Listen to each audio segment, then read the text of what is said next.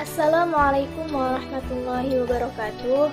Perkenalkan, nama saya Adela Lili Rahmi dengan NIM 01420252, jurusan Manajemen Dakwah B, semester 5.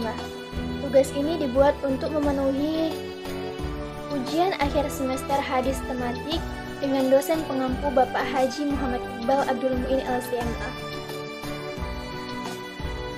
Nah, kali ini saya akan menjelaskan tentang etika bersilaturahmi, etika bertetangga, etika berpolitik, etika menerima tamu, larangan korupsi, kolusi, dan nepotisme, dan selanjutnya yaitu etika berdagang. Baik, langsung saja ke pembahasan yang pertama, yaitu etika silaturahmi. Nah, silaturahmi bisa dilakukan dengan berbagai cara. Salah satunya yakni berkunjung ke rumah kerabat untuk sekedar berbincang atau menanyakan kabar. Dalam salah satu hadisnya, Rasulullah SAW juga menjelaskan etika silaturahmi. A'udzu billahi minasyaitonir rajim. Wa 'an Riba'iyya qala haddatsana rajulun min bani Amri annahu istadza 'ala an-nabi sallallahu alaihi wasallam wa huwa fi bayti faqala aliju faqala an-nabi sallallahu alaihi wasallam li khadimi ukhruj ila hadha fa'allimhu lil kinzan faqul qulil assalamu alaikum fa'adkhulu fasami'u ar-rajulu faqala assalamu alaikum fa'adkhul fa'adhina lahu an-nabiy sallallahu alaihi wasallam fadakhala, yang artinya suatu hari datang orang dari Bani Amir ke rumah Rasulullah sallallahu alaihi wasallam dan ingin masuk. Rasulullah pun berkata kepada pembantunya, "Keluarlah kamu, temui dan ajarkanlah laki-laki itu etika meminta izin masuk rumah, dan katakanlah kepadanya untuk mengucapkan Assalamualaikum, bolehkah aku masuk?" Orang itu mendengarkan dan mengucap salam yang dia dengar itu, lalu dia ucapkan sambil meminta izin masuk, maka barulah Rasulullah mengizinkannya masuk. Nah, yang kedua adalah etika bertetangga. Manusia merupakan makhluk sosial yang mana pasti akan berinteraksi dan membaur dengan orang lain, termasuk tetangga. Untuk membangun kerukunan dan persatuan di antara tetangga, diperlukan akhlak dan perilaku yang sesuai. Dan agama Islam pun mengajarkan etika bertetangga yang bisa diterapkan oleh umat muslim. Nah, salah satunya adalah dengan tidak menyakiti tetangga.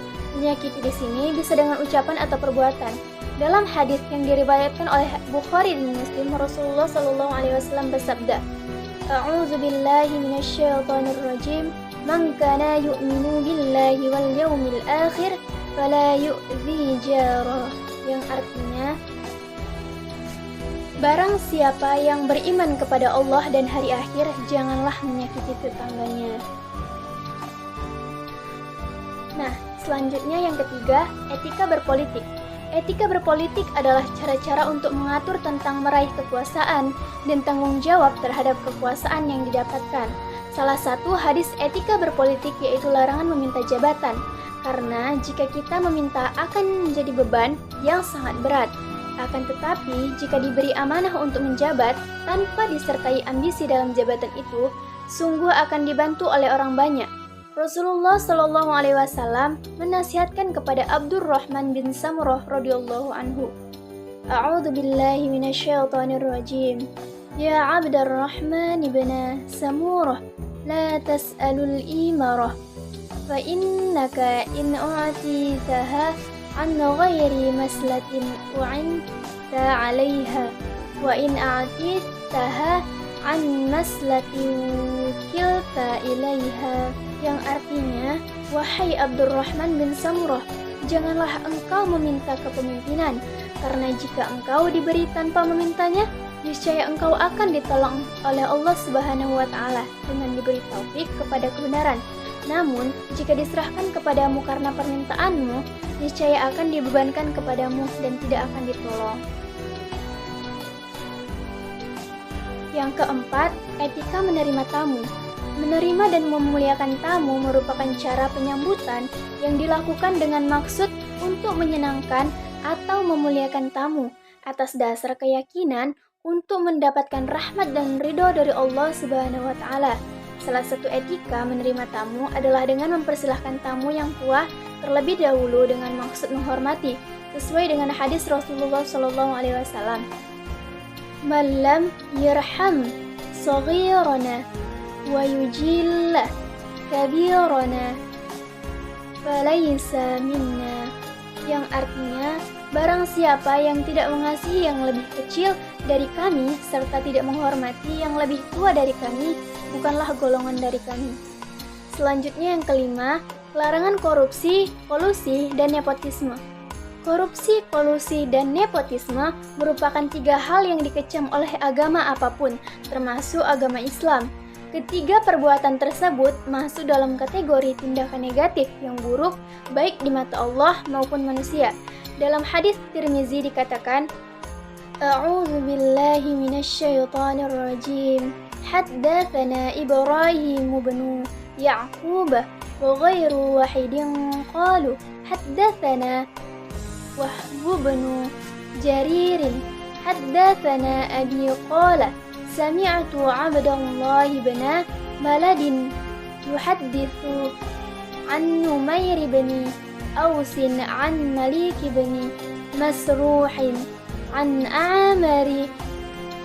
Amir bin Abi Amir al-Ash'ari an Abi qala Rasulullah sallallahu alaihi wasallam ni'mal hayyul asdu wal ash'ariyuna la yafirruna fil qitali wa la yaghulluna hum minni wa anna minhum, yang artinya telah menceritakan kepada kami Ibrahim bin Ya'qub dan yang lain. Mereka berkata, telah menceritakan kepada kami Wahab bin Jarir, telah menceritakan kepada kami ayahku. Dia berkata, saya mendengar Abdullah bin Malad bercerita dari Numair bin Aus, dari Malik bin Masruh, dari Amir bin Abu Amir al-Ash'ari, dari ayahnya. Dia berkata, Rasulullah SAW bersabda, sebaik-baik penduduk adalah penduduk Bani Asad dan Asy'ariyin. Mereka tidak lari dari peperangan dan tidak pula korupsi atau menyembunyikan harta rampasan. Mereka dari bagianku dan aku termasuk bagian dari mereka. Selanjutnya yang terakhir yaitu etika berdagang. Nah, dalam berdagang haruslah ada etika jujur terhadap barang yang dipercayakan agar dari usaha tersebut mendatangkan pahala kepada kita dan kebaikan di dunia hingga akhirat. Dalam suatu hadis Rasulullah SAW bersabda, A'udzu billahi minasyaitonir rajim. At-tajirus saduqul aminu ma'an nabiyina was-siddiqina wasyahada. Artinya, pedagang yang jujur dan dapat dipercaya bersama para nabi, orang-orang yang benar, dan para syuhada. Baik, itulah sekian pemaparan hadis dari saya. Lebih dan kurangnya saya memohon maaf dan kepada Allah saya mohon ampun.